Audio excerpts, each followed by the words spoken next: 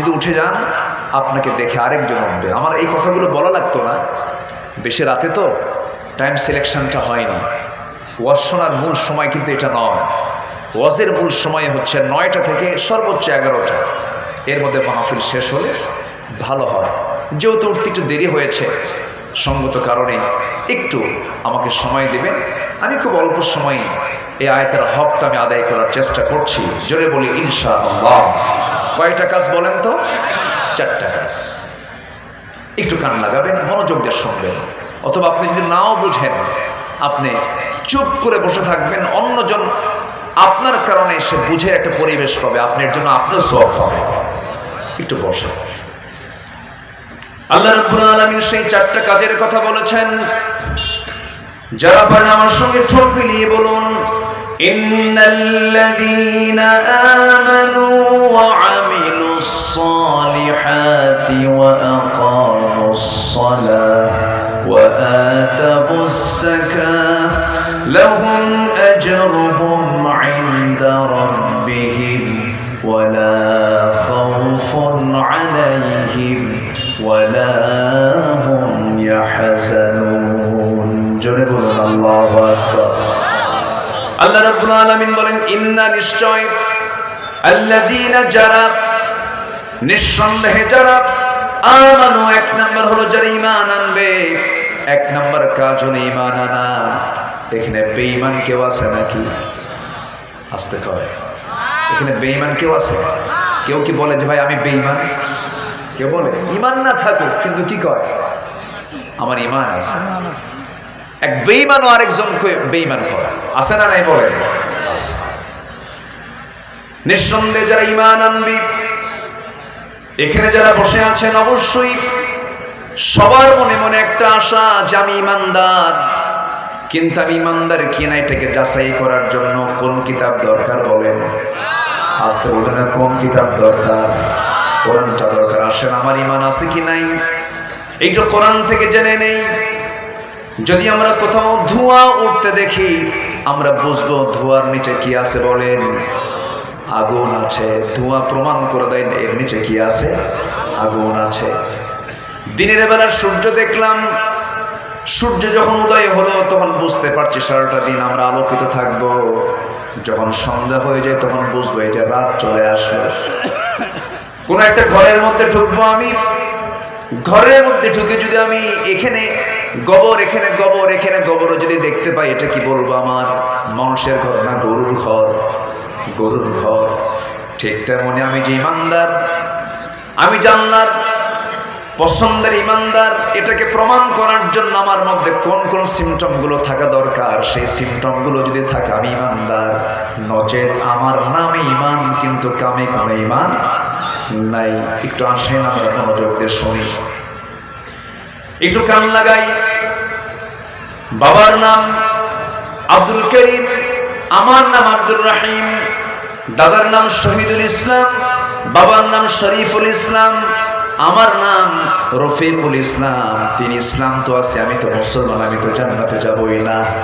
বংশগত পরিচয় দিয়া নামের শুধু বড়াই করে মুসলিম পরিবারে জন্ম নিয়ে জান্নাত কখনো লাভ করা যাবে না। এমনকি আমার দেশে কিছু কিছু লোকের নামই আছে ঈমান আলী। কি নাম বলে? ঈমান আলী, কিন্তু নামাজ নাই। আছে না নাই? নাম হলো রমজান আলী, দুপুর বেলা ভাত খায় রমজান মাসে। নাম কি? রমজান। নাম হলো হিম্মত আলী, সাইকেলের চাকা বাসলি সিট হয়ে পড়ে। নাম কি রাখছে? হিম্মত আলী। নাম হলো খোকা মিয়া, বয়স 84 বছর। বয়স কত? নাম হলো বাদশা মিয়া, ভিক্ষা করে। নাম কি রাখছে? বাদশা। নাম হলো আতর আলী, গোটা গায়ে গাজার গন্ধ। নাম কি? আতর। নাম দিয়ে তো কাজ হবে না, বংশ দিয়েও কাজ হবে না। নাম দিয়ে আমি জান্নাত পাবো না, বংশ দিয়েও আমি জান্নাত পাবো না। জান্নাত পেতে হলে নাম বংশ দরকার না, ঈমান দরকার। বলেন, ঈমান দরকার, ঈমানের গুণগুলো দরকার। যদি বংশ দিয়ে জান্নাত পাওয়া যেত, আমার নবীর বংশ আর আবু লাহাবের বংশ 2 না 1? এক বংশ। বংশ দিয়ে যদি জান্নাত পাওয়া যেত, আবু লাহাব জান্নাত পেয়ে যেত। বংশ দিয়ে যদি জান্নাত পাওয়া যেত, আবু তালেবও জান্নাত পেয়ে যেত। আমার নবীজির জন্য, আবু তালেবের জন্য আমার মাঝে মাঝে একটু আফসোস হয়, আবু তালেব কি না করেছেন। আমার নবীজির বাবার ইন্তেকাল হলো, মার ইন্তেকাল হলো, আবার 8 বছর বয়সে দাদা আব্দুল মুত্তালিবের ইন্তেকাল হলো।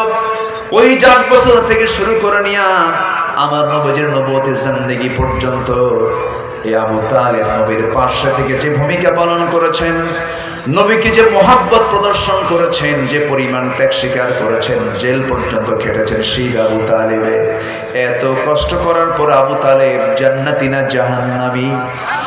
কি নাই? আসতে বলে, জোরে একটু জোরে বলবে, কি নাই? আমার বন্ধুগণ, বাবার পরিচয় দিয়েও জান্নাত পাওয়া যাবে না, নবীর বাপ হয়েও লাভ নাই, আবার নবীর সন্তান হয়েও লাভ নাই, নবীর ছেলে হয়েও লাভ নাই। নবীর বাবা ছিল আজর জাহান্নামী, ইব্রাহিম আলাইহিস সালাতু ওয়াস সালামের মতো বাপ, তার মতো বাপ জাহান্নামী।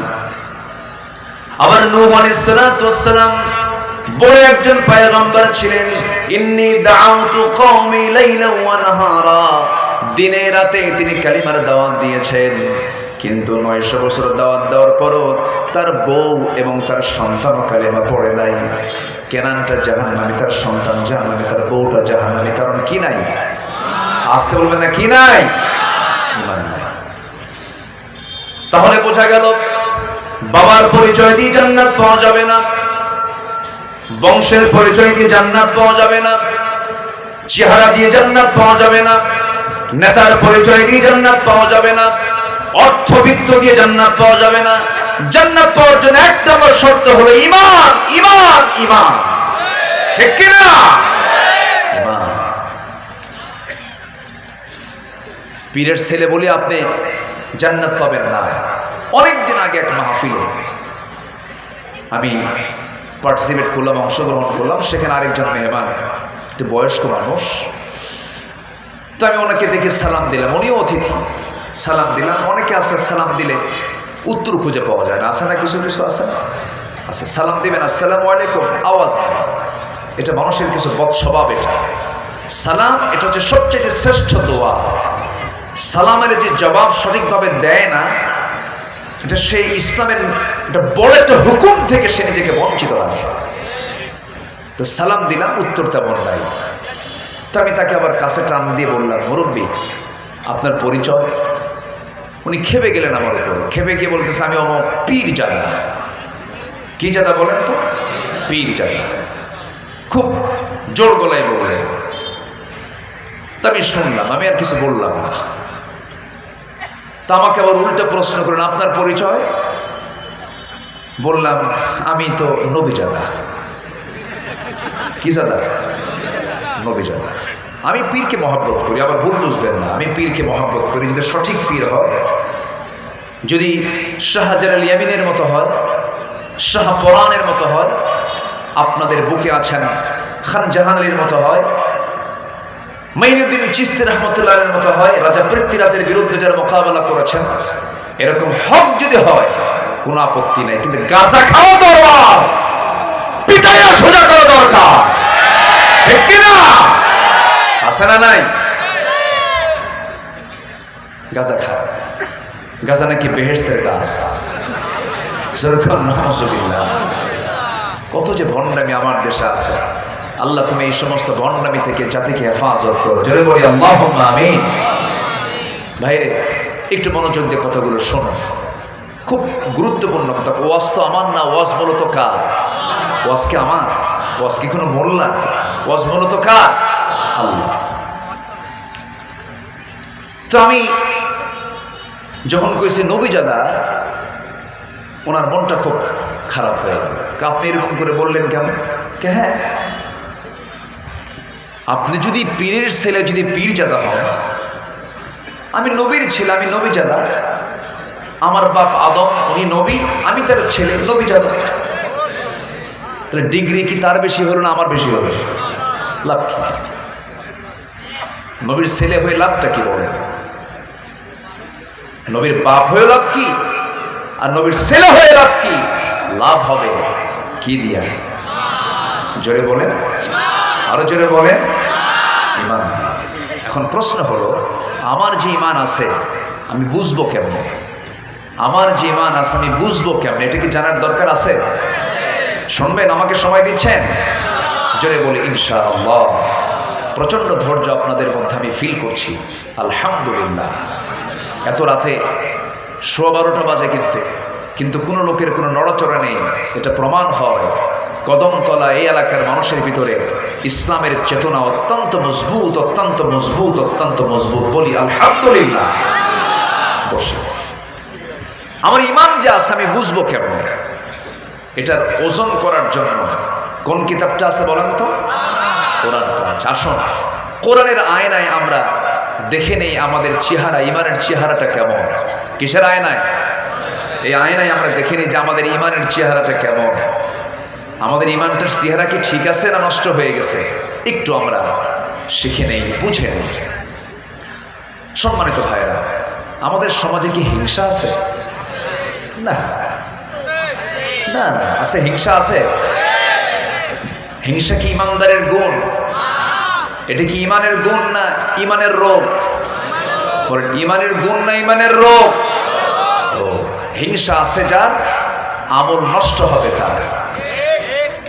ঈমানের রোগ হিংসা একটা রোগ। একজনের একটু উন্নতি হয়, একটু বড় হতে থাকে, আরেকজনের ঘুম হয় না। এরকম লোক তো সাক্ষীরাই নাই আছে। জমি কেনে, একটু পরিশ্রম করে, চাষি মানুষ, বছর হতে 1 বিঘা জমি কিনলো। জমি কি এমনি কিনছে? হিংসায় ওর ঘুম হয় না। আছে না নাই? মেয়েকে একটু ভালো জায়গায় বিয়ে দিছে, একটু ভালো ভালো ঘরে বিয়ে হয়েছে, প্রতিবেশীর ঘুম হয় না, খুব হিংসা করে। একজন একটু পড়াশোনা করেছে, একটা রিক্সাওয়ালার ছেলে মাস্টার্স ডিগ্রি পাস করেছে, ভালো একটা চাকরি বাকরি পাইছে, প্রতিবেশীর ঘুম হয় না, হিংসা করে। আছে কি না? এটা মনে হয় নাই এলাকায়। আছে না? এটা কিসের রোগ বলেন তো? বলেন কিসের রোগ? বলেন তো কিসের রোগ? ঈমানের রোগ। এক বেচারি বিয়ে করবে, আগের যুগে তো বিয়ে করতো ঘোড়া নিয়ে, তো বিয়ে করবে গ্রামের এক মুরব্বীর ঘোড়া আছে, তার কাছে গিয়ে বলছে, চাচা আমার অমুক দিন বিয়া, তো আপনার ঘোড়াটা যদি আপনি দিতেন তাহলে আমি বিয়েটা করতে পারতাম। আমি আপনার ঘোড়াটা আমার বিয়ের দিনের জন্য একটু চাচ্ছি। তো চাচা রাগ করে বলছে, আমি তোরে ঘোড়া দেবো না, যা। বেচারি চলে আসছে বাড়িতে। সবে কদর রাত্রে গিয়ে আল্লাহর কাছে দোয়া করে, আল্লাহ আজকের এই রাত্রে তোমার কাছে আমার একটাই দোয়া, সেই দোয়াটা হলো বুড়ার যেন ঘোড়া হবে। বুড়ার যেন কি হবে? ঘোড়া হবে। এই দোয়া করে চলে আসছে বাড়িতে। এসে দেখে মার চোখে পানি, মা কান্দে। কে মা তুমি কান্দো কেন? কে বাবা তোর গরু মরছে। তোর কি মরছে? গরু মরছে। তাহলে দোয়ার কারণে কি মালাকুল মওত আসে নাই? আসছে। কিন্তু মালাকুল মওত আসছে কি ঘোড়ার কাছে না গরুর কাছে? কার গরুর কাছে? যে দোয়া করছে। হিংসুক অন্যের ক্ষতি করতে পারে না, নিজে হিংসার যন্ত্রণায় পচে গলে জ্বলে পড়ে ছারখার হয়ে যায়। ঠিক কিনা? হিংসুকের হিংসা থেকে আল্লাহ তাআলা আমাদেরকে বাঁচান। এটার একটা আরবি আয়াত আছে, ওয়ামিন শাররি হাসিদিন, বলেন ওয়ামিন শাররি হাসিদিন ইযা হাসাদ। আমরা যে দোয়াগুলো পড়ি, সূরাগুলো পড়ি, একটু অর্থ বোঝা দরকার। দেখেন আল্লাহ তাআলা বলছেন, বান্দা হিংসুকের হিংসা থেকে বাঁচার জন্য কার কাছে চাও? আল্লাহর কাছে চাও। এমনকি ভাই ভাইও হিংসা করে, নেতা নেতা হিংসা করে, দলীয় ভোট নেমারামারি, কুত্তা গ্রুপ, শিয়াল গ্রুপ। আসতে কন কেন? আসে না নয়? এই যে হিংসাগুলো, হিংসা যে সমাজে বিরাজ করবে, সেই সমাজ ঈমান কখনো মজবুত হবে না। হিংসা থেকে আমরা বাঁচার চেষ্টা করব, নফসকে আমরা পরিশুদ্ধ রাখার চেষ্টা করব, নফসকে সমস্ত হারাম কাজ থেকে নিজেকে দূরে রাখার চেষ্টা করব। আল্লাহ রাব্বুল আলামিন বলছেন, ঈমানদারের কিছু গুণ আছে, যে ইমানদারের মধ্যে 7টা গুণ থাকবে, যে ব্যক্তির মধ্যে 7টা গুণ থাকবে, আল্লাহ বলছেন আমি ওই ইমানদারকে নিজ হাতে জান্নাতুল ফেরদাউসের চাবি তার হাতে তুলে দেব। কয়টা গুণ বলেন তো? 7টা গুণ। শুনবেন? আগ্রহ আছে তো? অনেকে মাহফিলে এসে বলে হুজুর আপনি তো গরম হন না, একটু গরম গরম কথা বলবেন, একটু স্লোগান মারবো, এরকম আছে না? ঠিক, একটু গরম গরম কথা বলবেন, একটু স্লোগান হবে মাঝে মাঝে, হ্যাঁ এরকম অনেকে বলে। ভাইরে, রাসূল দাওয়াত দিয়েছেন মক্কায় কত বছর বলেন তো? 13 বছর। মার খেয়েছেন না মার দিয়েছেন? আস্তে কর। মার খাইছেন না মার দিয়েছেন? মার খাইছেন।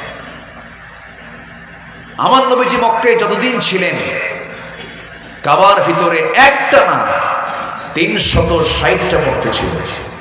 360টা মূর্তি ছিল। আমার নবীজি একদিন মনে মনে ভাবলেন যে আমি একটু এর মধ্যে ঢুকবো, কিন্তু চাবিটা হলো আবু জেহেলের নিয়ন্ত্রণে। কার নিয়ন্ত্রণে? আবু জেহেল, শত্রু। তো কাবার চাবি যে ব্যক্তিটার হাতে, তার নাম হলো ওসমান বিন তালহা। এখনো এই ওসমান বিন তালহা পরিবারের কাছেই কাবার চাবিটা আছে। অনেক লম্বা কথা, যদি সময় দেন শোনাবো। এটা লাইন আমি শুরু করে আবার এই আয়াতের দিকে আসতেছে আস্তে আস্তে। তো আমার নবী আস্তে করে ওসমান বিন তালহার কাছে গিয়ে বলেন, ওসমান বিন তালহা আমার খুব শখ, তুমি যদি আমাকে চাবিটা দিতে এটা ভিতরে ঢুকতাম। ওসমান বিন তালহা আবু জেহেলের লোক সেই সময় ছিলেন, পরবর্তীতে কালিমা পরে মুসলমান হয়ে গেছেন। যখন মক্কা বিজয় হয়েছিল সেই সময় তিনি কালিমা পরে মুসলমান হয়ে গেছেন। ওসমান বিন তালহার কাছে রাসূল যখন প্রস্তাব দিলেন, ও ওসমান চাবিটা আমার হাতে দিয়ে দাও, আমার রাসূলকে সঙ্গে সঙ্গে একটা ধাক্কা মেরে দিল। নবীজি মুখ থুবড়ে পড়ে গেলেন। নবীজি মুখ থুবড়ে পড়ে যাওয়ার পর আস্তে আস্তে করে আবার দাঁড়ালেন, একটা মুচকি হাসি মারলেন। আমার নবীর সারা জীবনের আদর্শ ছিল কোন ব্যক্তি যখন তাকে ব্যক্তিগত আক্রমণ করতো, রাসূল হাসি মুখে উড়া দিয়া তাকে মাফ করে দিতে। আমার নবীজি প্রতিশোধ নিতেন না, ক্ষমা করতেন। আমার রাসূল নিজে বলেছেন, যার ক্ষমতা আছে থাপ্পড় মারার কিন্তু থাপ্পড় মারল না, যার ক্ষমতা আছে ও প্রতিশোধ নেবার কিন্তু প্রতিশোধ নিল না, সে সবচাইতে বড় বীর। আল্লাহু আকবার। প্রতিশোধ দিলেন আপনি, এটার মজা আপনি কিছুক্ষণ পাবেন, কিন্তু প্রতিশোধ না নিয়ে আপনি ক্ষমা করে দিবেন আজীবন, আপনি এটার আনন্দ পাবেন না। লোকটাকে আমি মাফ করে দিয়েছি, যে বান্দাকে মাফ করবে আল্লাহ, ওই বান্দাকে আল্লাহ নিজে মাফ করে দিবেন। হিংসা করব না, প্রতিশোধ পরায়ণ হব না, মেজাজি হব না। ইমানদার কখনো মেজাজি হয় না, ইমানদার কখনো ক্ষিপ্র বদ মেজাজি কখনো ইমানদার হতে পারে না। ইমানদার হাঁটবে, চলবে, ফিরবে সবকিছু চিন্তার বাইরে না, চিন্তার ভিতরে থেকে। আমার নবীজি মুখ থুবড়ে জমিনে পড়ে গেলেন। সেই নবীকে মুখ থুবড়ে জমিনে ফেলে দেওয়া হলো, যে নবীর জন্য আমার আল্লাহ স্থির হয়ে যান, যে নবীর সম্মান আরশ আজিমের মালিক আল্লাহর পরে আল্লাহ নিজে পরিচয় দিয়েছেন আলহামদুলিল্লাহি রাব্বিল আলামিন। আর আমার আল্লাহ আমার নবীর পরিচয় দিচ্ছেন, ও সবাই বলেন ওয়ামা আরসালনাকা ইল্লা রাহমাতাল লিল আলামিন। যার সাথে আকাশের চাঁদ হাসে, জোরে কেন আল্লাহু আকবার। এই আকাশের চাঁদ ১৫০০ বছর আগে দ্বিখণ্ডন করেছেন আমার নবী মুহাম্মদ সাল্লাল্লাহু। কিসের ইশারা দিয়া? ইনশাক্কাল কমর। আমার নবীজি বুখারীর বর্ণনা রাসূল শুধু ইঙ্গিত করেছেন, চাঁদ দুভাগ হয়ে গেছে। আল্লাহু আকবার, মুজিজা। আবার যখন তিনি জন্ম নেন, আবু তালেবের বর্ণনা সিরাত গ্রন্থ আমি পেয়েছি। আবু তালেব নবীজির আপন চাচা, কাফের। একদিন নবীজির নবুয়ত প্রাপ্তির পর আবু তালেব বলতেছেন, মুহাম্মদ একটা স্মৃতিচারণ করতে চাই তোমার সামনে। কি স্মৃতিচারণ? তোমার যখন জন্ম হলো আমি নিজে তোমাকে দেখতে গেলাম ৩য় রাত্রিতে। কোন রাত্রিতে? ৩য় রাত্রিতে।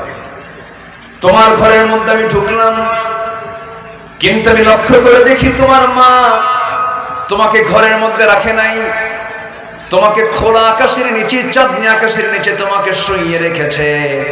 তোমার মার চোখে পানি, কান্নায় ভেঙে পড়ছে, বারবার কান্নাকাটি করছে, তোমাকে কোলে নিতে পারতেছে না, বারবার টেনশন করছে। তোমার বাবা নাই, আমার ভাই আব্দুল্লাহর ইন্তেকাল হয়ে গেছে তোমার জন্মের পূর্বেই। তোমার মা তার স্বামীর জন্য বারবার কান্নাকাটি করে, তোমাকে কোলে নিতে বারবার সে অস্থির হয়ে যায়, অজ্ঞান হয়ে যায়। আমি লক্ষ্য করে দেখলাম তুমি একা, তোমার পাশে তোমার মা নাই। সেই সময় আমি লক্ষ্য করে দেখি তুমি চাঁদনি আকাশের রাত্রিতে, চাঁদনি আকাশের নিচে তুমি শুয়ে আছো। তুমি তোমার দু চোখ দিয়ে সুন্দর করে আকাশের চাঁদ দেখতেছো। তোমার ডান হাতটা যখন বাম দিকে আসে, তোমার সঙ্গে সঙ্গে চাঁদটাও বাম দিকে আসে। যখন তোমার হাতটা যখন ডান দিকে যায়, চাঁদটাও ডান দিকে চলে যায়। যখন তুমি তোমার হাত দুইটা দিয়ে নিচের দিকে টেনে আনো, আকাশের চাঁদটাও নিচের দিকে চলে আসে। আমি কি সেই রাতে এই দৃশ্যটা আমি ভুল দেখেছি না সঠিক দেখেছি? মোহাম্মদ বলো তো। সঙ্গে সঙ্গে রাসূল বললেন, চাচা আল্লাহর কসম করে বলি সত্যি দেখেছেন। কারণ আমার মা তার স্বামী হারিয়েছেন, স্বামী না থাকার যন্ত্রণা সহ্য করতে পারছিলেন না। সন্তান আমি জন্ম নিয়েছি, সন্তানরা স্বামীর কোলে তুলে দিবেন, সেই স্বামীটা নাই। আমাকে দেখলেই তার স্বামীর কথা মনে হয়ে যায়। মা আমাকে টাইম দেন না, এই জন্য আল্লাহ রাব্বুল আলামিন আকাশের চাঁদ এই জন্য আমাকে কিছু রাতের জন্য আমার জন্য খেলনা বানায় দিয়েছিলেন। জোরে বলুন সুবহানাল্লাহ। যে নবীর জন্য আকাশের চাঁদ আল্লাহ তাআলা খেলনা বানায় দেন, সেই নবীজিকে ওসমান বিন তালহা ধাক্কা মেরে ফেলে দেয়। নবীজি আস্তে করে দাঁড়িয়ে মুস্কি মুস্কি হাসি মেরে ওসমান বিন তালহাকে বলছেন, ওসমান, তোমার দাপটে, তোমার ক্ষমতা বলে তুমি আজকে আমাকে ধাক্কা মেরে ফেলে দিলা। তুমি কি জানো যে চাবি আজকে তোমার হাতে শোভা পাচ্ছে, ওই চাবি আল্লাহ তাআলা একদিন আমার হাতে তুলে দিবে। কিন্তু আস্তে করে সুবহানাল্লাহ। কেমন করে হাতে পেলেন? অনেক লম্বা প্রেক্ষাপট, শুনতে রাজি? আস্তে করে সবাইকে শুনতে রাজি আছেন? ওসমান বিন তালহা মনে মনে চিন্তা করতেছে, মুহাম্মদ বিন আব্দুল্লাহ যা বলে তাই তো হয়ে যায়, কারণ সে সত্যবাদী। আমরা জানি সে কখনো মিথ্যা কথা বলে না। তাহলে তো এই কথা যদি সত্যি হয়ে যায়, তাহলে তো বিপদে পড়ে যাব। আস্তে করে কানে কানে বলে, মুহাম্মদ শোনো, তোমাকে কাবার চাবি আমি তোমার হাতে তুলে দেব, কিন্তু শর্ত হলো এই কথা যেন আবু জেহেলের কান পর্যন্ত না যায়, আবু জেহেল যেন না জানতে পারে। দেখছেন নেতার ভয়ও আছে। আমার নবীজি বললেন, ঠিক আছে, কেউ জানবে না, আমাকে কাবার চাবিটা দিয়ে দাও। কাবার চাবি যখন রাসূল হাতের মধ্যে নিলেন, দরজার সামনে গেলেন। আমার নবী ওই কাবা ঘরের বাসিন্দা তিনি ছিলেন। যারা হজে গেছেন, আমি নিজের চোখে আল্লাহ তাআলা আমাকে দেখার তৌফিক দিয়েছেন, কাবা ঘরের ঠিক পূর্ব পাশের বাসিন্দা হচ্ছেন মুহাম্মদ সাল্লাল্লাহু আলাইহি ওয়াসাল্লাম। আমার নবীজির ঘর হলো কাবা শরীফের ঠিক পূর্ব ধারে।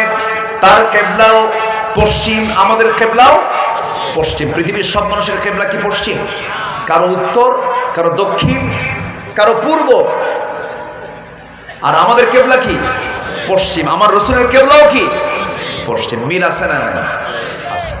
এবং আমার নবীজির বাহ্যিক সূরতের সাথে আমাদের সূরতের অনেকের মিল আছে। নবীজির চুল কিন্তু কালো ছিল, সাদা ছিল না। সাদা চুল ওয়ালা লোক পৃথিবীতে আছে না নাই? আছে না নাই? আছে। আমার নবীর চুলও ছিল কালো, আমার দেশের মানুষের চুলও কালো। আমার নবীজির চোখের ভিতরের যে মণিটা, এই মণি ছিল কালো। এই দেশের অধিকাংশ মানুষের চোখের মণি কি? কালো। আমার নবীজির গড়ন ছিল না লম্বা না খাটো, কিন্তু হাজারো মানুষের মাঝে যখন তিনি দাঁড়াতেন, সবার মাথার উপর আমার নবীর মাথা দেখা যেত। আচ্ছা, আমার নবীজি না লম্বা ছিলেন না খাটো ছিলেন। এই দেশের মানুষ লম্বা বেশি না খাটো বেশি? একরকম, একটা মিডিয়াম সাইজের। তাহলে আমার নবীজির চোখের সঙ্গে মিল আছে, আমার নবীজির চুলের সঙ্গে মিল আছে, আমার নবীজির গড়নের সঙ্গে মিল আছে, আমার নবীজির কিবলার সঙ্গে মিল আছে। আমার নবীজি না ফর্সা ছিলেন না কালো ছিলেন, বাদামি কালার ছিলেন, হলদেটে লালচে লালচে চেহারা ছিল, বাদামি কালার ছিল। দেশের মানুষের না ফর্সা না কালো। আমার নবীর সুরতটা এমনই ছিল, চামড়া এমন ছিল। চেহারা মিল আছে, চোখ মিল আছে, কেবলা মিল আছে, চরিত্র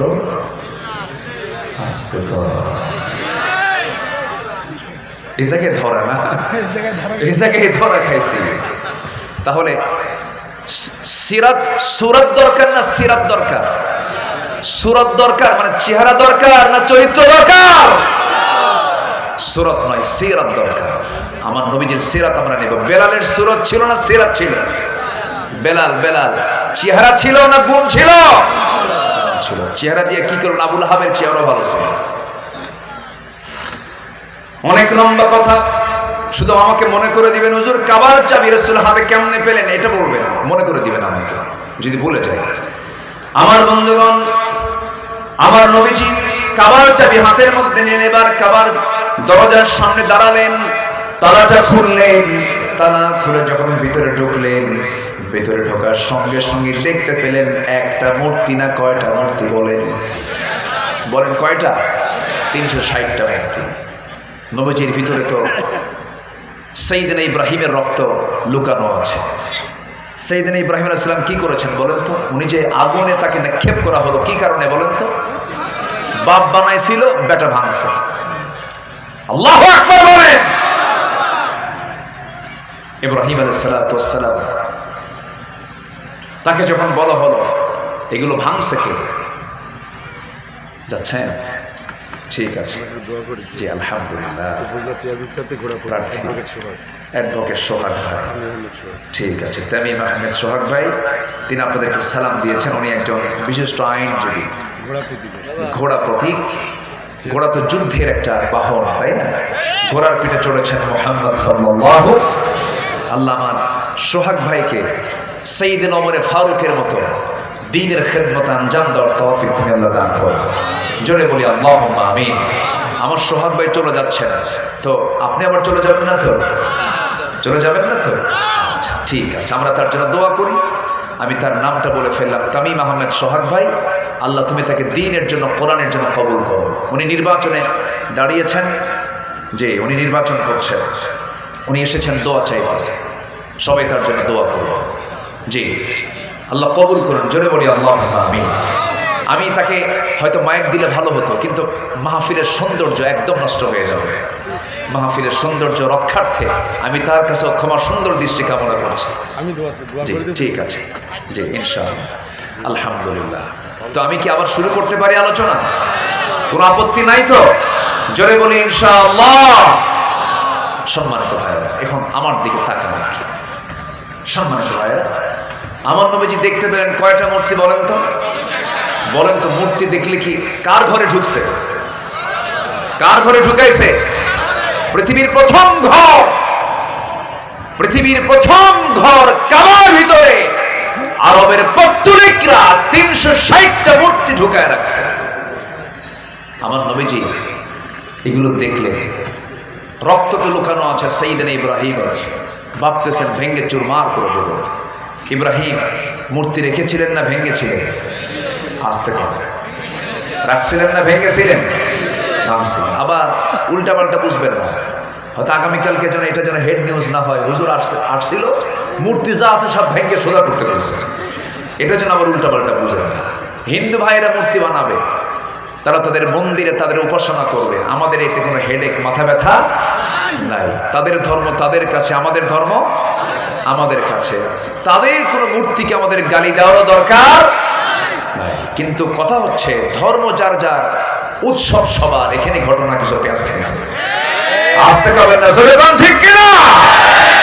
এই জাতীয় কথা মানুষ বললে পরে তার ঈমান আছে না গেছে? ঈমান আছে না গেছে? ধর্ম যার যার, উৎসব সবার যদি হয়।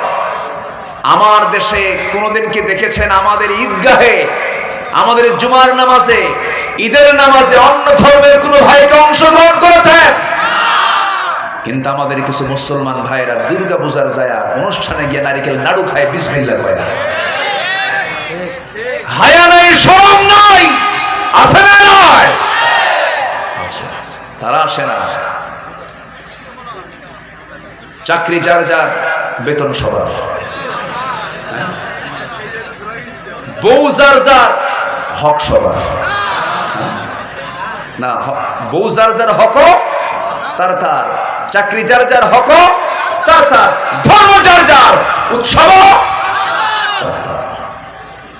কষ্ট পাচ্ছেন নাকি? ধর্মীয় বিষয়ে ফতোয়া দেবে সাধারণ মানুষ না আলেম ওলামা? আমার দেশে বেনামাজি, সুদখোর, জেনাকার, বদমাইশরাও ফতোয়া মারে, আছে না নাই? আছে। কষ্ট পাচ্ছেন নাকি? ঘুড়ি আজকে এত ঘুরতেছে কেন বুঝলাম? এত তাড়াতাড়ি টাইম চলে যাচ্ছে, আমার আলোচনা এত পড়ে আছে, সামনে আর বহু আলোচনা পড়ে আছে না আমার? আলোচনা চলো, জোরে বলি ইনশাআল্লাহ। হ্যাঁ মনে আছে, সমস্যা নেই। ইমানদারের গুণ কয়টা বলেন? বলেন কয়টা? একটাও কি কইছি আমি? বলেন, এগুলো একটা একটা করে বললে তো ফজর হয়ে যাবে। জোরে বলি ইনশাআল্লাহ। জি আলহামদুলিল্লাহ। এই উঠে কে ধরেন ধরে, ধরেন ধরে, বসেন। যে একটু মজা করে বললাম, আবার রাগ করে না, একটু বসেন, কেউ উঠবেন না। আমি আর একটু সময় একটু মিলাই দেব। আলোচনা শুরু করেছি যেটা দিয়ে একটু গোছায় দিয়ে আমি শেষ করে ফেলবো। ফজর নামাজ পড়বো তো আমার ইনশাআল্লাহ। আমার দেশে আবার বহু ইমানদার আছে হুজুর, ইমান কি বলে, নামাজ না থাক ইমান তো আছে, বুকে থাপড়ে না, বুঝলেন? মানে ভাবে যে থাপ্পড় মারলে ইমান মজবুত হবে, আছে না নাই? আমার বন্ধুগণ, আমার নবীজি প্রচন্ড ক্ষেপে গেলেন, রেগে গেলেন। মূর্তিগুলো দেখে ভাবলেন সবগুলো ভেঙ্গে চুরমার করে দেব। ইব্রাহিম আলাইহিস সালাতু ওয়াস সালাম মূর্তিগুলোকে সব মাথাগুলো ভেঙ্গে দিয়েছিলেন। বলা হয়েছিল ইব্রাহিম এগুলো ভাঙছে কে? তিনি বললেন তোমরা তোমাদের রব কি জিজ্ঞাসা করো। তিনি জীবনে 3টা হিকমতপূর্ণ মিথ্যা কথা বলেছিলেন। কয়টা? ইব্রাহিম আলাইহিস সালাতু ওয়াস সালাম আমাদের জাতির পিতা। আমাদের জাতির পিতা কে? আবার কর, আবার আবার প্যাসপুস যেন না লাগে। ইব্রাহিম আলাইহিস সালাতু ওয়াস সালাম কি সুন্দর করে তিনি তার তাওহীদ চেতনাকে লালন করেছেন, কিন্তু তিনি তার জীবনে 3টা হিকমতপূর্ণ তিনি মিথ্যা কথা বলেছেন। তবে সেই মিথ্যাটা মিথ্যা নয়। যখন তাকে বলা হলো মূর্তিগুলো ভাঙছে কে, তিনি বলেন মূর্তিকে জিজ্ঞাসা কর, মানে এর মধ্যে জবাব দিচ্ছেন এমন কাউকে জিজ্ঞাসা করবা যে জবাবই দিতে পারবে না, সেই রব তোমার রব হয় কেমনে? নাম্বার 2 হলো চলো আমরা এই শহর ছেড়ে আমরা মেলায় যাব। তিনি বলেন আমি যেতে পারবো না, ইন্নী সাকিম, আমি অসুস্থ। অথচ তিনি শারীরিকভাবে সুস্থ ছিলেন, কিন্তু অসুস্থ হলো 2 প্রকার, একটা শারীরিক আর একটা মানসিক। মানসিক অসুস্থটাই সবচেয়ে জটিল। তিনি মানসিকভাবে অসুস্থ ছিলেন, কারণ ইমানদার শিরকের কাজ দেখলে সে সুস্থ থাকে না অসুস্থ থাকে? অসুস্থ থাকে। নাম্বার 3 হলো ইব্রাহিম আলাইহিস সালাতু ওয়াস সালাম তার স্ত্রী সারা আলাইহিস সালাতু ওয়াস সালামকে নিয়ে যখন তিনি হিজরত করছিলেন, জালিম শাসক যখন বলে ফেলল ইব্রাহিম তোমার সঙ্গে এই মহিলার পরিচয়টা কি? তিনি মনে মনে চিন্তা করলেন বউয়ের পরিচয় দিলে পরে সেই বউটাকে আমার কাছ থেকে নিয়ে চলে যাবে, তিনি এটা আমার বোন হয়, নিরাপত্তার জন্য বললেন। কিন্তু এরপরও বউটাকে তারা ধরে নিয়ে চলে গিয়েছিল। এই যে তিনি বউটাকে, নিজের বউটাকে বোন বলেছেন, যদিও মিথ্যা কথা নয়, ইন্নামাল মুমিনুনা ইখওয়া, কৌশল তিনি করেছেন। ইব্রাহিম আলাইহিস সালাতু ওয়াস সালাম এই 3টা হিকমতপূর্ণ কথা বলেছিলেন। আমার বন্ধুগণ, সেই ইব্রাহিম আলাইহিস সালাতু ওয়াস সালাম যখন বললেন মূর্তি ভাঙছে কে, তোমরা সেই মূর্তিকে জিজ্ঞাসা করো, কিন্তু ফলাফল শেষ পর্যন্ত হলো তদন্ত রিপোর্ট হয়ে গেল মূর্তি অবশ্যই ইব্রাহিম ভাঙছে। শেষ পর্যন্ত আগুন নিক্ষেপ করা হলো, কিন্তু ঈমান এত মজবুত ছিল যে আগুন নিভে গেছে, ঈমান নিভে নাই।